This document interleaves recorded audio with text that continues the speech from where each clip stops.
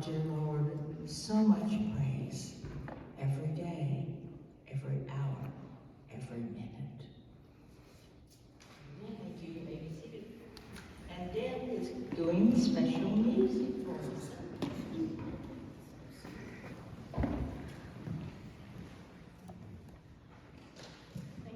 Thank you, everyone. Thanks for being here. It's good to see you all. Thinking about Veterans Day, I want to call it Flag Day for some reason. Flag Day keeps coming into my mind. But 11/11/11 was when they signed the armistice, the end of the Great War. That wasn't good enough, so we had to have another one. But anyway, yeah, it was the veterans and the sacrifice and the service. I think about the flag and the Star Spangled Banner. I know this is not the day of it, but that's just blah, blah, blah. But, oh, say, can you see by the dawn's early light what so proudly we held at the twilight's last gleaming, whose broad stripes and bright stars through the perilous fight. And that fight was going on while prisoners was on the ships. And who wrote it? Who wrote the Star Spangled Banner? Thank you. He was on that ship, looking at the prisoners, going down in the hull, counting, seeing how they were being treated, begging the British to let them go. And the British would let them go if we would lower the flag. And they wouldn't lower the flag. They stood. So all through the night, as they were watching the rockets red glare, the bombs bursting in there, Francis Scott Key was up on the deck, and then he would go down and tell the men, and they would say, "Is it still there?" And he would say, "Yes, it is still there," all through the night. When the battle was over, and the British kind of thought, well, these guys ain't gonna give up. When they went into, and I forgot the fort, and I forgot all that while I'm up here. I mean, what is holding that flag up? We bombarded it all night long with every ship and everything we have here. What is holding that flag? Bodies. Bodies of the soldiers, of the patriots, of the Americans, men, women, children, who wanted to see that flag still fly and stand for this country. To me, that's what Veterans Day is all about. We're all veterans. We all have mostly a love of the country, raised that way.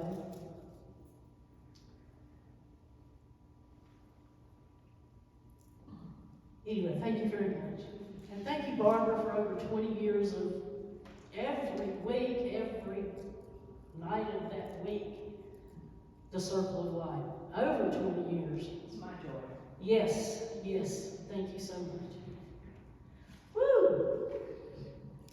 I think we'll start the music. Greater by mercy me.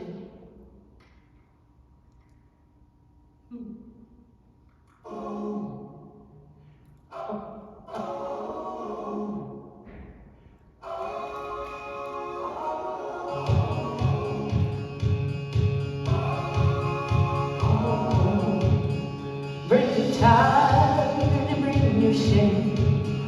Bring your guilt to bring your pain. Don't you know you're not your name? Well, you will always be much more to me. Every day I wrestle with voices that keep telling me I'm not right. But that's alright, 'cause I hear a voice that calls me to be. When some say they'll never be enough,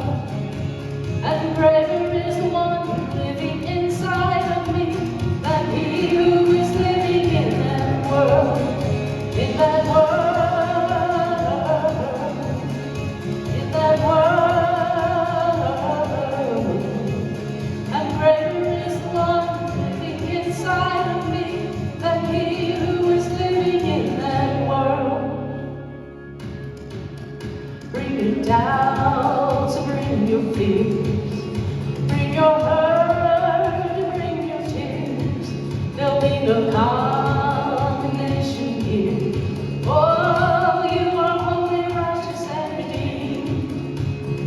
Every time I fall, there'll be those who will call me a mistake. But that's okay, 'cause I have a voice that he calls me redeemed. When some say I'll never be enough, and greater is the one living inside of me than he who is living in that world, in that world, in that world. And greater is the one living inside of me than he who is living in that world.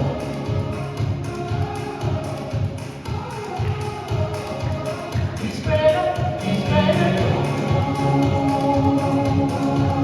he's greater.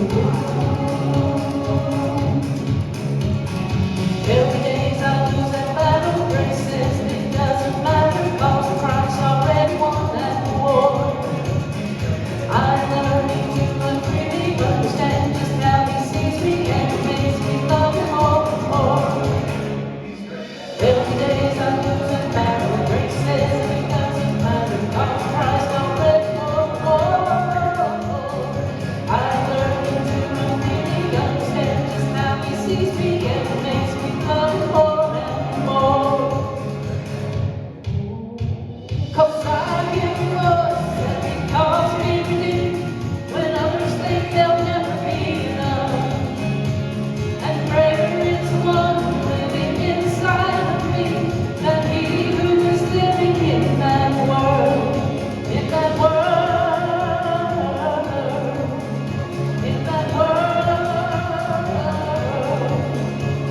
And greater is the one living inside of me than he who is living in that world. Every day's I lose that battle, grace says it doesn't matter, 'cause Christ already won that war. I'm learning to really understand just how he sees me, and it makes me love him more and more. Oh, God is greater than he who is living in the world.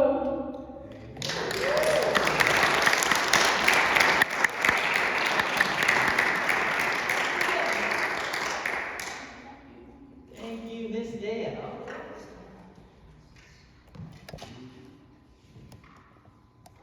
And thank you, each and every one that's here today. And even those that are, well, of course, those that are out on the YouTube land. Thank you for clicking in for us today or whenever you did. Oh, but it's such an honor to be here with you today. And the energy, I was thinking the place would be packed, but it is. With beings of light, with you and others that we don't see by in the physical. Because so much is happening right now, folks. And it's happening inside of you, inside of us. It's not about politics, it's not where I'm coming from. But things are changing and shifting in the outer world and in the inner world like we have never seen before. And I know I tell too many of my stories, but I know you have stories too. And two strange things happened to me just in a matter of, I'd text things and they would just pop back up and actually take form in the outer world. Because I'm realizing how powerful you are, how powerful each and every one of you are. But it's just like Dad was saying, we've been told we're not. We've been taught we're not.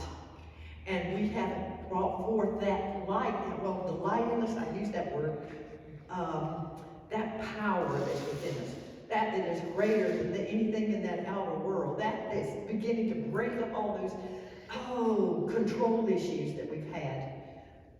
Not just this lifetime, but many, many lifetimes.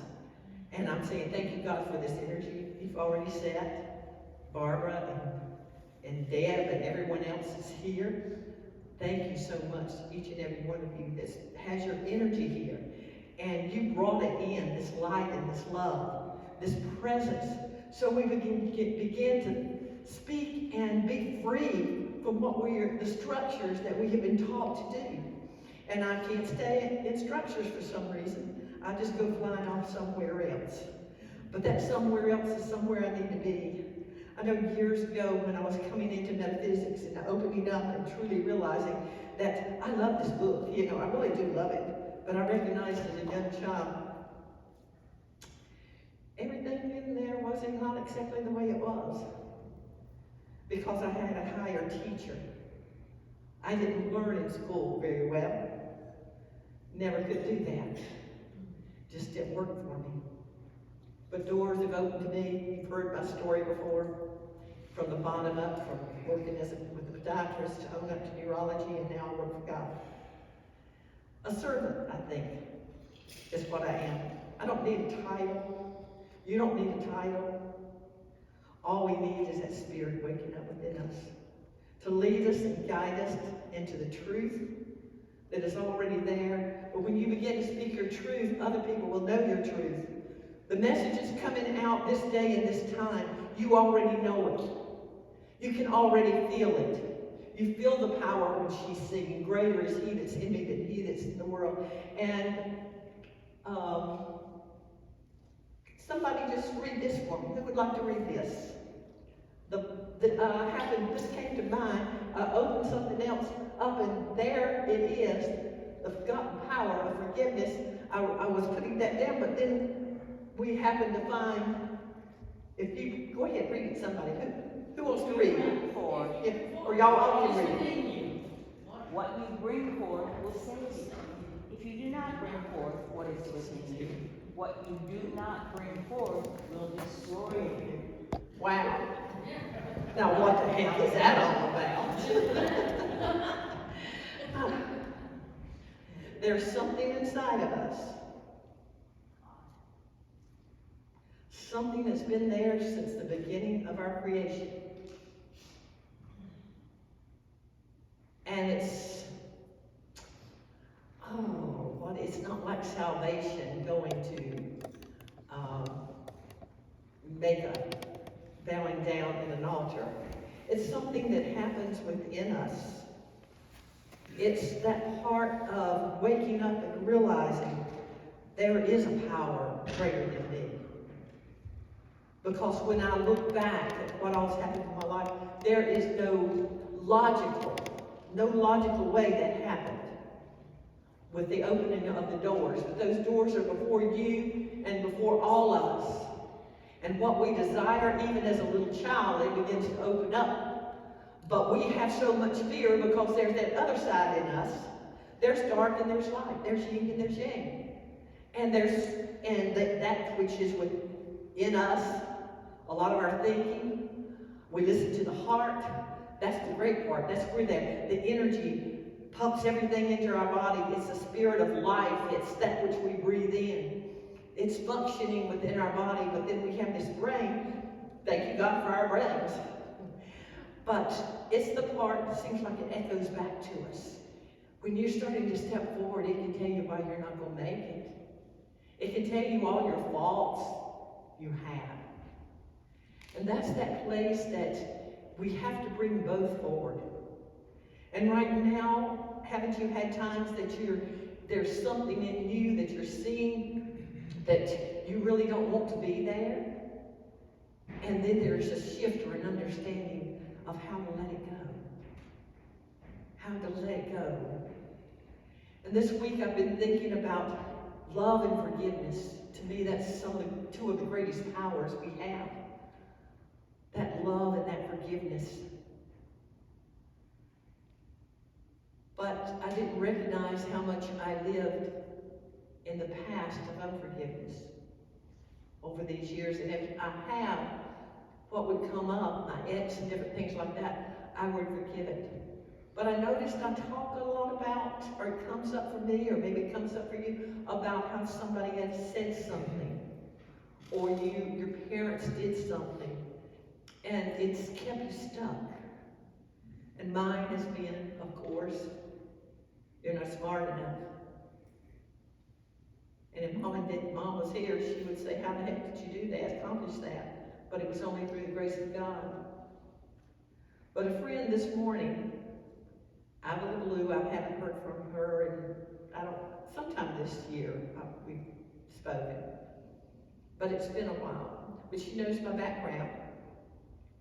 And she said, Elizabeth, I have something for you. And it was a short video. But I had already spoken of that. Maybe that's what triggered it 2 years ago when I first started speaking down for Unity and the Sawtooth building. I was very familiar with the things that went on in the creations of things. Actually, it went back further than that. When I first started doing some metaphysical things at my home.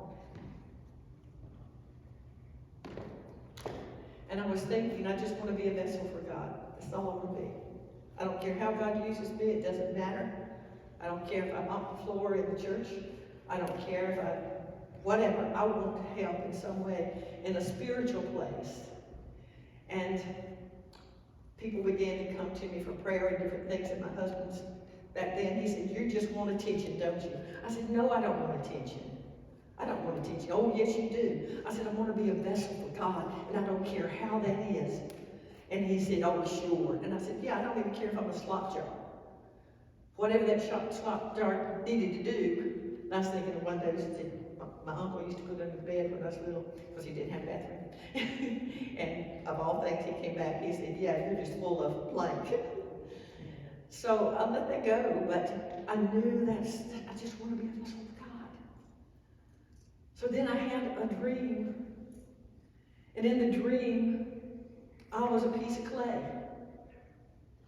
And I was in some kind of art gallery, but I could see this man come out and put stuff on the table, and he'd come pick it up and take it back, and he'd come back, and and after a while it was some beautiful, beautiful things that he was making.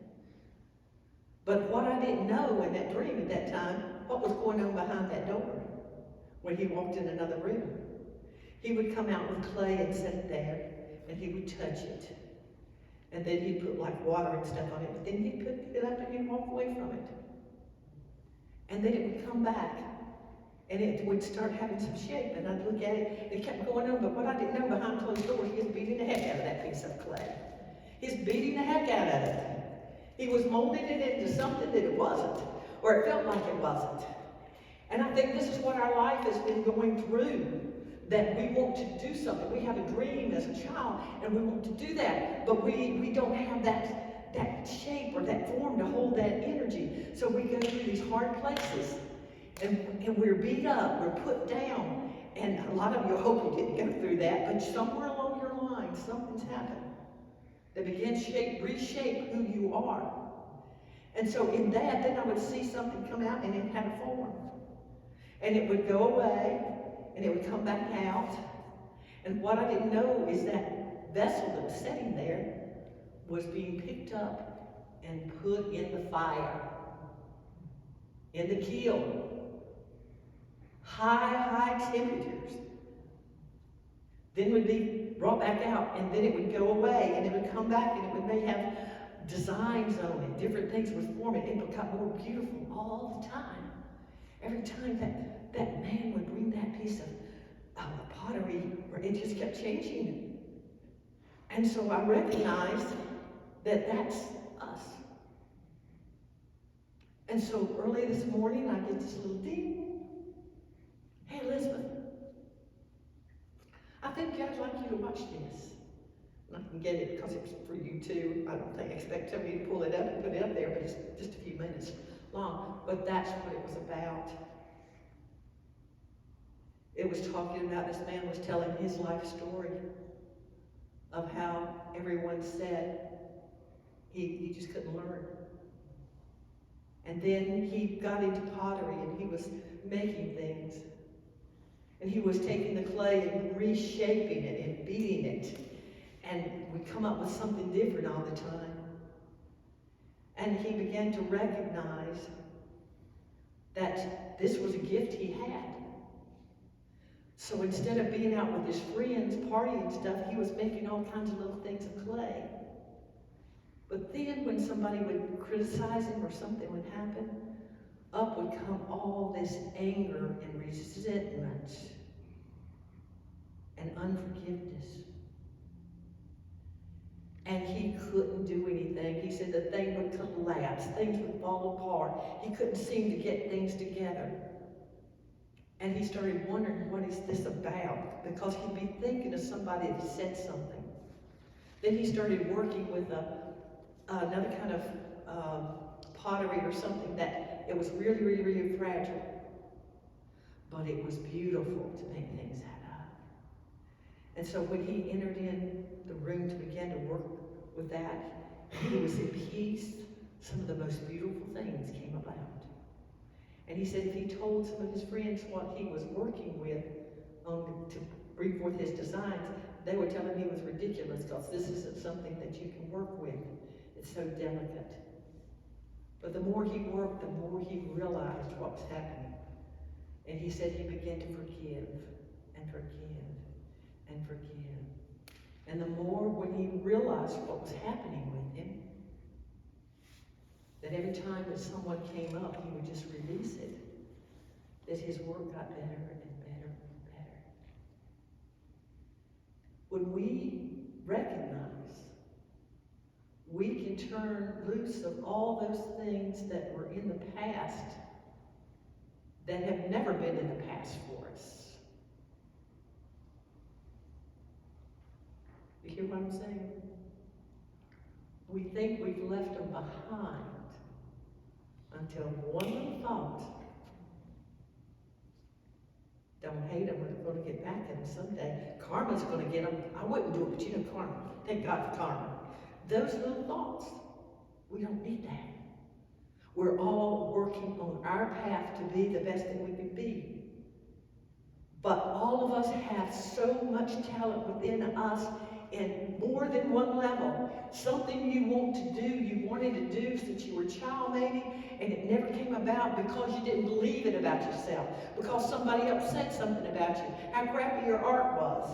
I know when I was about 11 years old, I'd always loved to draw. And my drawings got kind of muggy looking. Grays and browns and blacks and tones that weren't vibrant. And for the first time, I was taking an art class at school. And she was teaching art. And she started criticizing what I was doing. And some of the things that I would get into, I was really feeling the pain of it. What she didn't know, my mother just died that year. I was 11 years old. And carried a lot of other pains of death in my life at that point. So I stopped. After all, I was about 6 years old or 7 years old. But that put me frozen right there. And I'm sure things have happened to you like that. If that desire is still there to do something, do it. But the one thing I didn't give up, well, things I didn't give up in my head, they happened. But the first thing I wanted to do is become a minister. Maybe you can call it a preacher back then. And I was told I never could do that. Because what I didn't realize, Mother was saying, you can't do that. Maybe when you get older, you might marry a minister or a preacher, but you'll never be one. I took it, I was too dumb, I was too this, I was too that, I wasn't enough, I could never do that. But I had my little baby dolls and teddy bear out there in the yard, and I'd pretend I was telling them the truth about God. The truth about a loving Creator. The truth that God loves us and doesn't want to punish us. That if there's punishment, we're doing it to ourselves. I was talking to those dolls. And I let them know if they did something bad behind my back. And I found out about it, you know how kids play. I wasn't going to put them in no fire. You know, our old coal stove was there, but when they get older, whatever, I'm going to always love them. Because I wanted to be like my Creator, my Father, my Mother, spiritual. And what's happening right now, I believe, what's been hitting me is everything is falling. Babylon's falling, Babylon's falling, Babylon's falling. What's Babylon? The outside world. But I tell you, we've all brought Babylon into our spirituality. Gosh, you don't have to say this. These are things coming up, and I guess I have to just let it go and put it out there. What am I saying? I love church. I love going places and being. We went when I was little every day, every time the doors were open.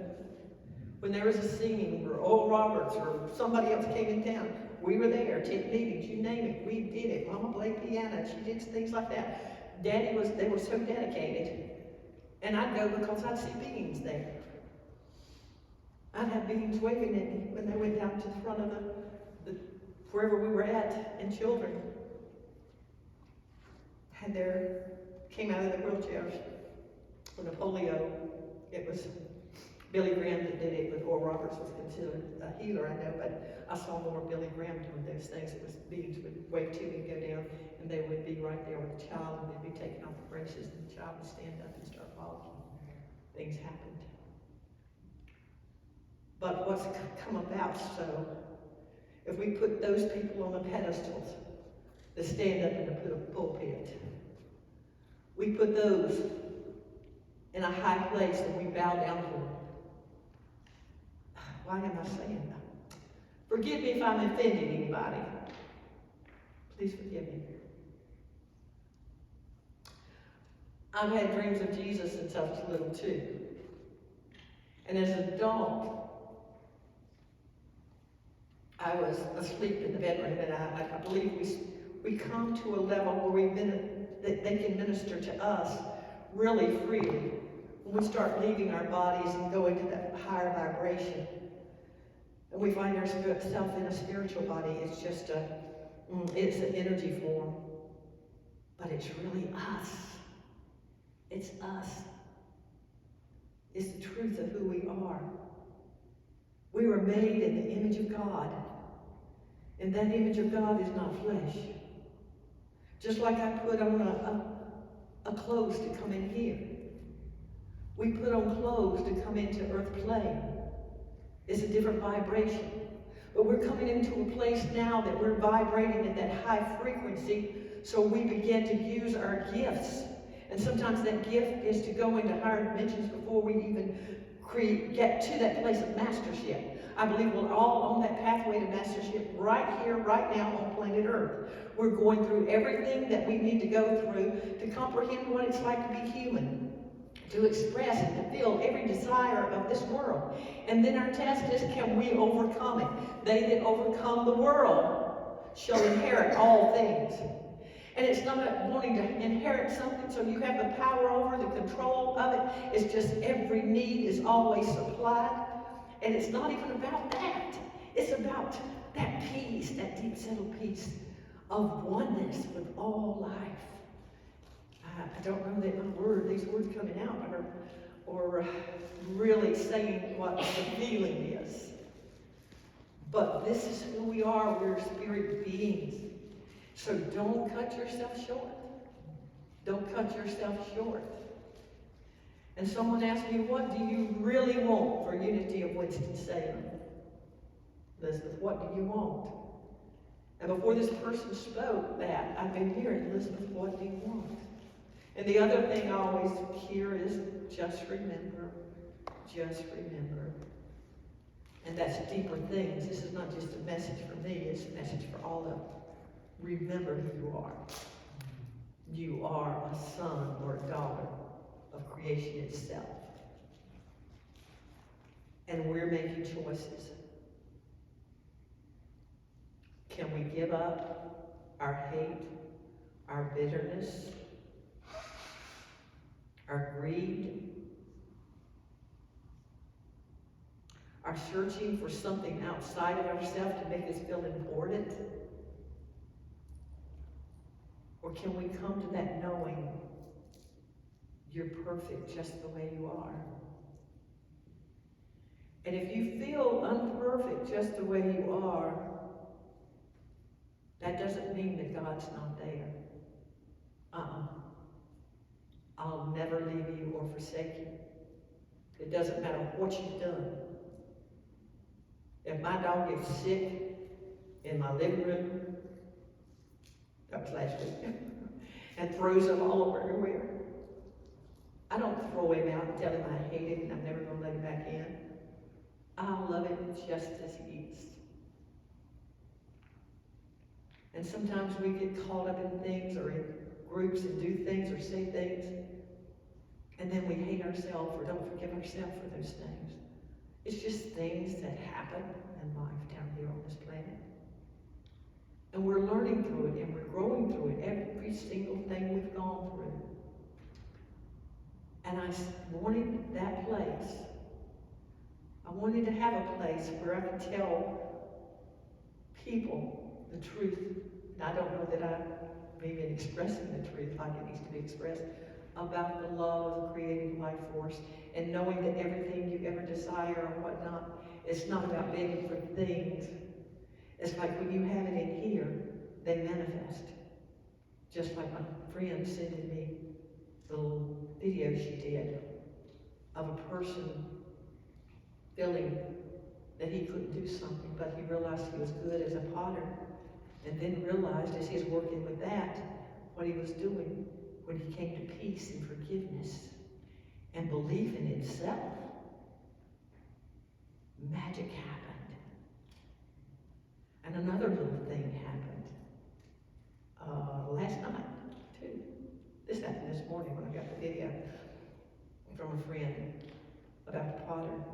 And last night, I've been thinking this last week or so, I would like to have a book study or look at the 4 agreements by Miguel. What's his last name? Reverend. Yeah. And I thought I would like to do that. He's passed on, I believe, but his sons, 2 of his sons, are still taking his message out. Well, early this morning, I get a little, that was last night, wasn't it? Yeah. Last night, this one happened, the other happened in the morning. Got a deed. Opened it. Hey, Elizabeth. Don Miguel's sons are here in North Carolina. They're up in the mountains with a friend of mine, a few friends of mine. Sri Sri Radha Shankar has Art of Living Temple there. And the 2 boys are there. Would you like them to come to Winston-Salem sometime? Ooh, I would love to have people that you would love to hear come here. Whatever it is that's leading you, if you're on a Native American path that relates to you, or if you're on whatever path it is, I want to see this place used for spiritual growth for all of us. For us not to be afraid to listen to somebody else, to feel their teachings and hear their teachings. To not think if somebody walks in this place or stands up here that they're better than you. Or for me or anyone else to feel, I'm better than you.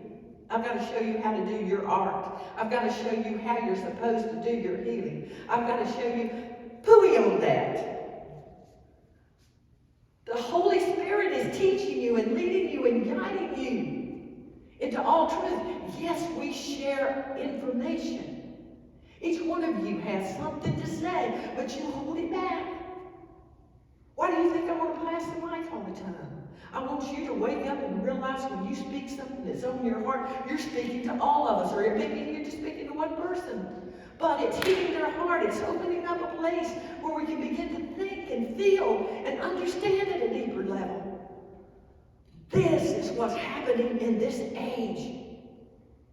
And when we see the darkness, don't criticize it. It's here for a purpose.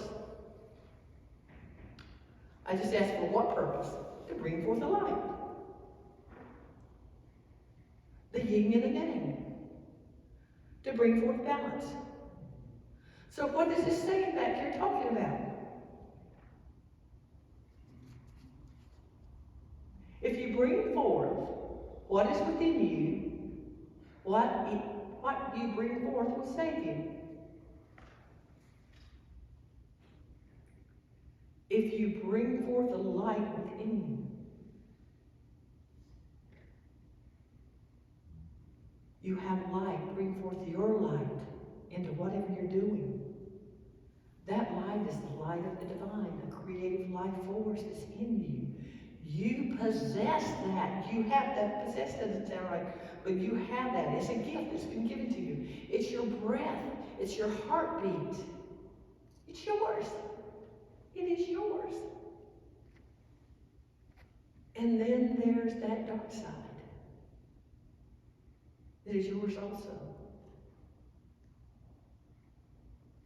What's that dark side? We have to bring that forth. What are some of those dark things in you that may have happened when you were 10 years old, or 5 years old, or 20 years old, or 32, or whatever, that you're so ashamed of that you just can't forgive yourself of it? Something that you can't forgive you. Well, I guess we're all so perfect here. There's nobody like that in here. I dare say most of us, even though we may say, oh, I did the right thing. I should have punched that black person in the nose harder than I did, or whatever. I should have stabbed him in the back a little bit more. I should have gossiped a little bit, because you know what they did to me. We may have those things in there and not even paying attention to it, but it's a dark place. And if we're trying to hide it, it's that eventually can eat us up, making us feel like we're all right. Because I lied to you, yeah, but it was just a little white lie. It was a lie. Well, I pretended I was more than I am, but that's what they expect of me. Because you are the judge. When you step out of our bodies, when we do, we go to vibratory rates, I believe is what's coming up for me. And you know everything you've said and done in life. And you know if it was the right thing to do or the wrong thing to do on a vibration. So you make your heaven or your hell, not even realize it. I get up here and pretend to be something that I'm not. Or if you go somewhere and pretend to be something you're not, you may think other people don't notice it, but you do. You know it. And when you get to that place where pure love is before you, and you recognize you're in that energy of pure love, you'll see everything you've done, every harm you've caused, and then you choose. Am I ready for a higher frequency or not? And so many of us will have to go another way. Reincarnate a few more times. Go through more pain and suffering. But we're coming into an age like never before. I see it out there, but it's hard to believe. But we weren't meant to die. We are eternal beings. And we came to serve humanity at this time. We came to serve humanity. Because one of the greatest things to keep us on a lower vibration right now is fear, hate, anger, unforgiveness. Why was it when Jesus was on the cross?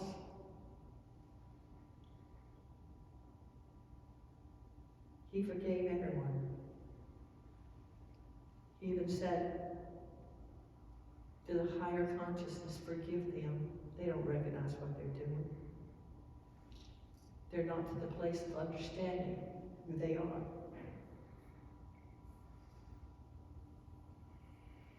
In that moment, he was forgiving everyone. People who had spit in his face, beat him, cursed him, ripped his clothes off of him. No, they took that beautiful robe and gambled, I guess it was, for it.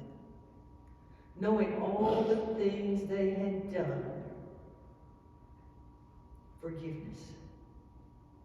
But the thing is, did they forgive themselves? Oh my gosh, what I just got. Did we forgive ourselves? We may be the very ones that were there watching that spectacle. We've walked through many lifetimes, folks. Some of us want to know the parts that were played. And when you think about it, we always kind of think that we were somebody special, a king, a queen, da da da da da da da. Yes, that's probably true. But we've been some scoundrels too. And we're closing a chapter on a lot of things. We're in the Aquarian age now. The age where we have the responsibility to bring peace on earth and goodwill to all humanity, all things on this planet.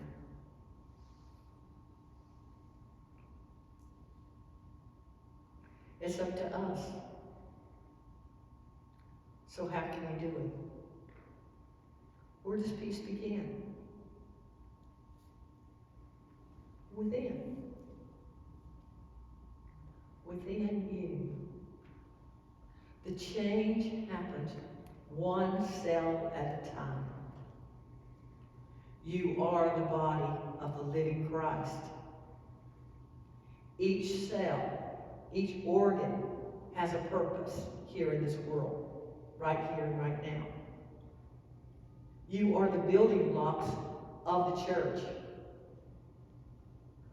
This is not church, and my mouth wants to bite my tongue on that. You are the church of the living God. You are the stones. You are the building blocks. And what will hold us all together is love. It's the mortar that holds us together. Love and peace and understanding. Begin to listen to each other. And I'm talking to me too.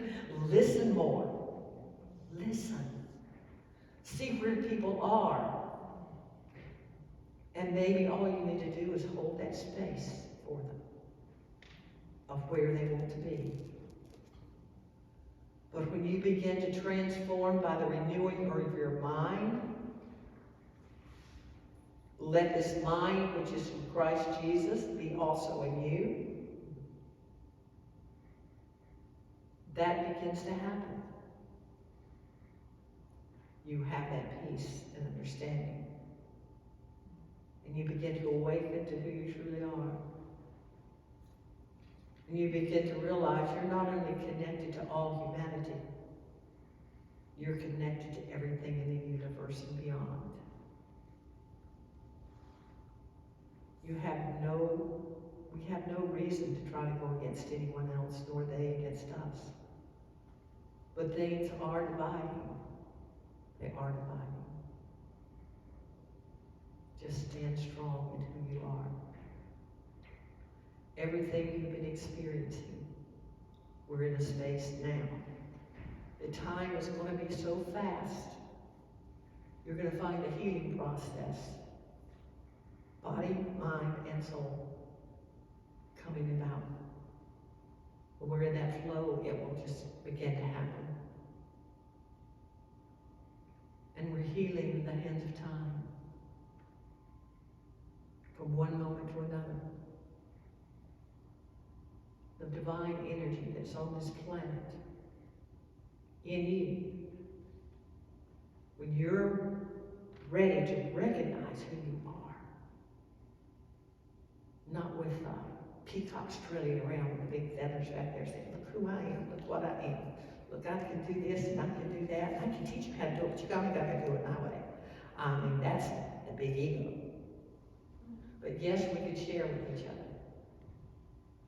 Yes, we can help each other.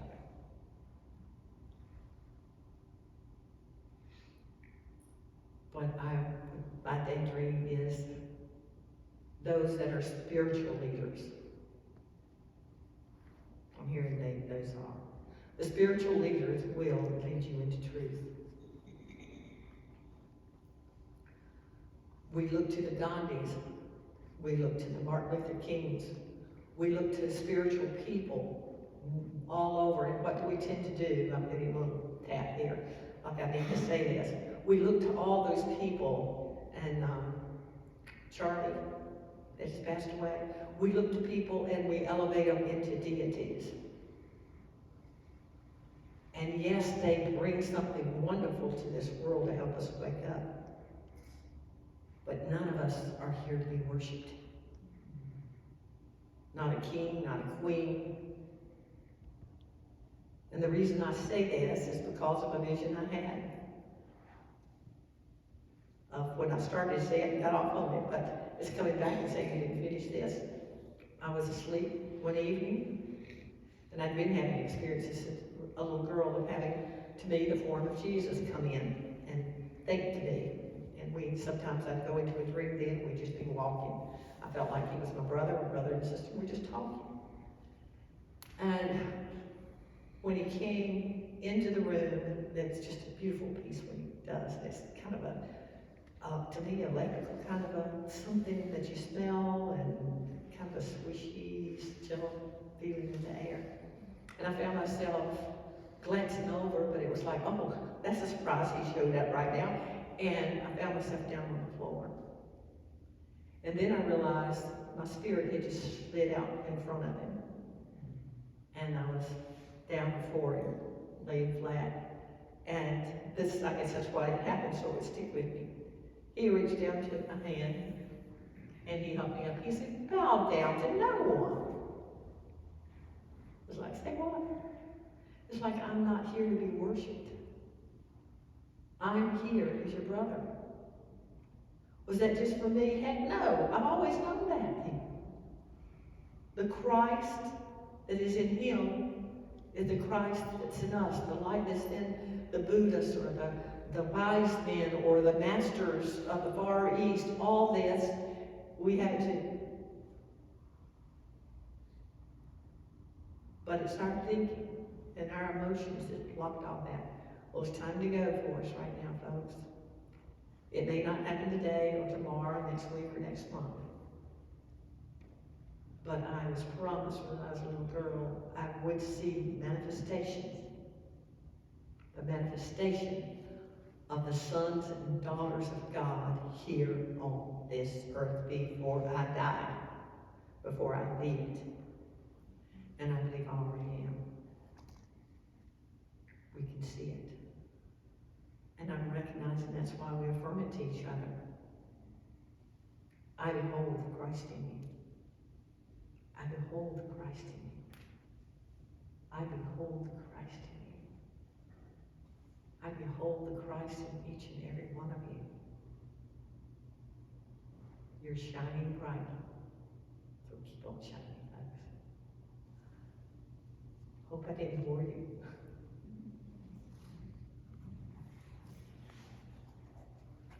And I'm not an authority figure to say you have to believe this. That's not who I am.